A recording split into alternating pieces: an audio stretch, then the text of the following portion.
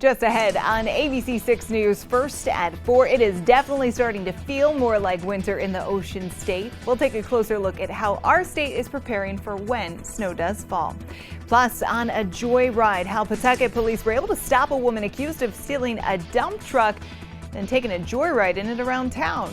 And user-submitted content on our Now Local News app, a boat goes up in flames. Coming up, how you can download our new Now Local News app and start submitting your content to get prizes and gift cards today. Those stories and a check of your forecast starting right now on ABC 6 News, first at 4. This is Southern New England's trusted news source, ABC 6 News, first at 4. Our top story this afternoon at 4 o'clock. Some of us saw snowflakes earlier this week, and the Rhode Island Department of Transportation is making sure their snow plows are ready for when winter conditions hit us. ABC 6 News reporter Caitlin Gilhouse is reporting live with more on preparations. Caitlin? Well, Tiffany, it is quite cold out here, so naturally we're all getting ready for the winter season and preparing, and that's why today Governor McKee alongside the Rhode Island Department of Transportation gathered to talk to drivers about how they can prepare for the winter conditions on the roads this season, as well as a big announcement. They have 26 new snowplows that they rolled out to add to their fleet for the season. The governor making it clear that safety is his #1 priority, both for the public and the workers who keep the streets clean. He also shared some tips for winter driving this season. Always keep things like snow scrapers and shovels in your car, and when you're out on the road, you should slow down because of potential slick conditions. Don't crowd a snowplow or drive next to them. 26 new snowplows will be used to help clear roads this winter.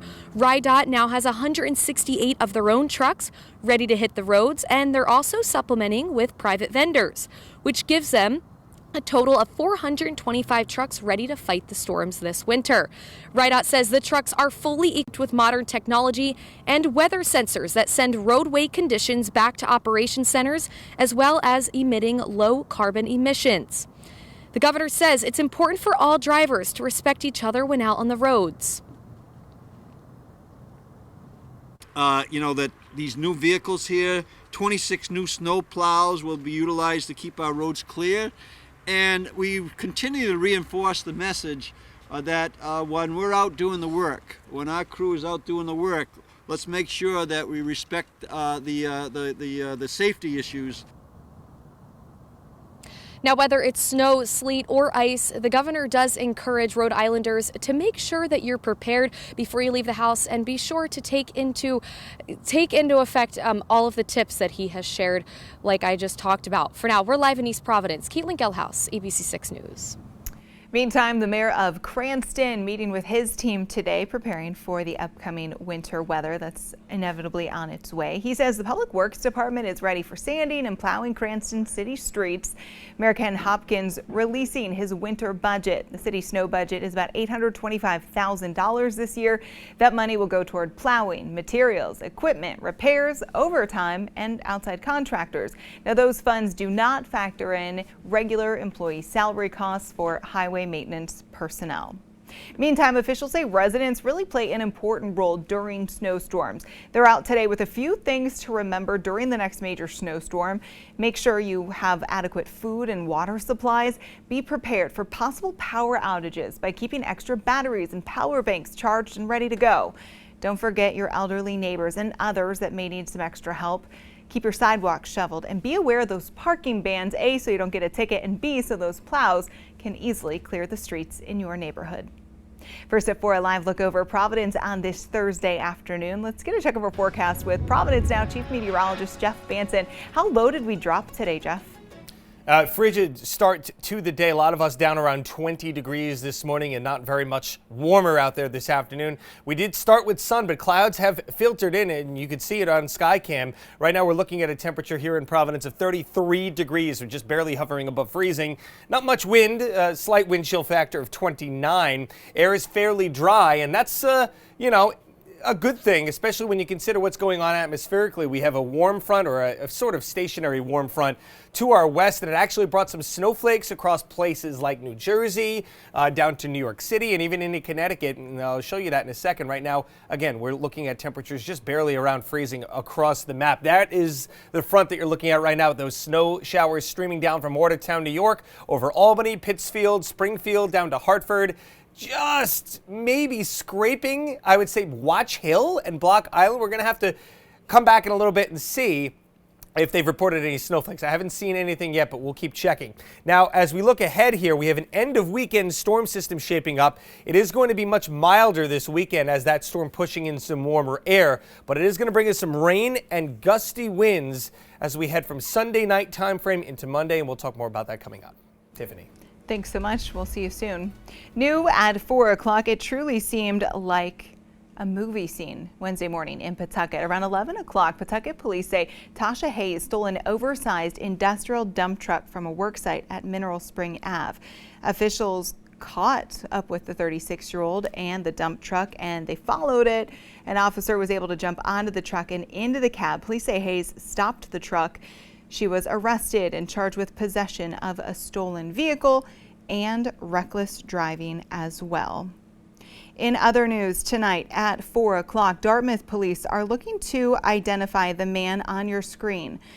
Right now, police say he is connected to a home theft at an improvement store. That incident happened back in October. No information other than that has been released. So if you take a good look at this gentleman on your screen right now, you are asked to contact Dartmouth Police if you think you recognize him or know anything about this incident.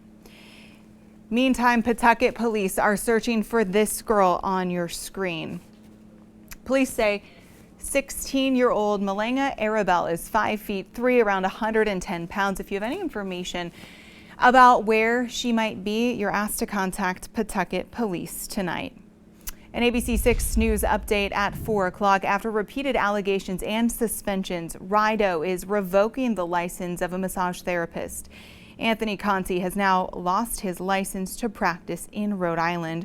Rideau says based on pleadings, the exhibits, and the testimony, it's undisputed that the respondent initiated sexual contact and engaged in sexual contact and activity with the client without her consent.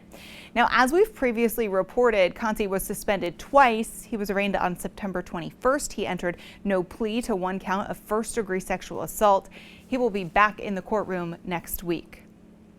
So take a look at this video behind me. This is out of Portsmouth overnight. It was submitted to us by viewer Mike through our new Now Local News app. Portsmouth police reporting that fire this morning on a boat that was attached to a tractor trailer. That's when it caught fire. Police say there were no injuries, but they will continue to investigate. Thanks again to Mike for submitting this video through our Now News app and helping us keep our community informed.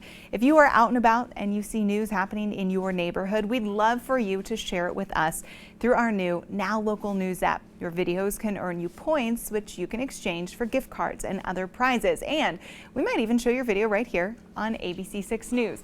To download, all you have to do is scan that QR code that's on your screen right now, or head to the App Store and search Now Local News.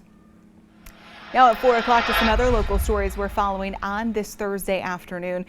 We've been following a new mysterious dog illness that impacts dogs' respiratory systems. It causes them to cough and sneeze and become lethargic. ABC 6 News reporter Caitlin Gilhouse caught up with a local dog owner who vets believe their dog may have suffered through this illness. Meet Whiskey, a 2-year-old boxer who unexpectedly got sick last month. Actually went to daycare, and he went on the Wednesday and then on Thursday, and I noticed that he had a cough, which is kind of normal going to doggy daycare, and he does have the Bordetella vaccine, which helps prevent worse symptoms. Veterinarians think Whiskey may have been suffering from the mysterious respiratory dog illness reported in at least a dozen states now. Many researchers still struggling to understand what is happening. But University of New Hampshire researchers identified a small portion of the gene of a previously uncharacterized bacteria that may be causing the illness. The cough wasn't going away, and I was like, oh, let me look up remedies, and I did the honey, and everything just kept getting worse within like 2-3 days. So I did end up having to take him to Ocean State because nothing was going away. Whiskey was then prescribed an antibiotic after going to the hospital. His owner says that medicine didn't start working until day 8. The disease, appearing similar to kennel cough, seems to spread more easily in high-volume areas like daycare. Nothing else. Like, I've seen kennel cough before, and the dry, heaving coughing, there was just phlegm everywhere. And he just couldn't sleep. He was very lethargic, and it got so bad to the point where he almost aspirated, which was a really big concern for me. With 16 days of medication and love from his owner, Whiskey is now back to normal. They can maybe try to figure out a cure right now, just because I would hate to see another person's dog as sick as he was. I'm really happy he's back to normal, because that was a really scary patch. For now in Johnston, I'm Caitlin Gelhaus, ABC6 News. Other news this afternoon, Warwick Animal Hospital hosting a pet food drive through the month of December. Cat and dog food will be accepted starting on Monday through Friday from 8 a.m. until 2 p.m. Donations can be dropped off at 1950 Elmwood Ave in Warwick. The Animal Hospital says to ask for Tanya. Happening over the weekend, a partial lighting will happen in the capital city tomorrow in honor of the Army-Navy game that's happening Saturday at Gillette. That lighting starts at 5:30. It burns until 9. According to a spokesperson for Water Fire Providence, there will also be an American flag installation and a bridge of stars illuminated in red, white, and blue. For more info, you can head over to abc6.com. Important to know also, this is the last water fire of the year. Just ahead on ABC6 News, first at 4, remembering Pearl Harbor. We take a look back on the morning 8 decades ago that brought the U.S. into one of its bloodiest wars. Plus, another campus shooting, this time in Las Vegas. Tonight, what we're learning about the moments just before shots rang out. And on the first night of Hanukkah, university presidents are being criticized for what they said about anti-Semitism on campus.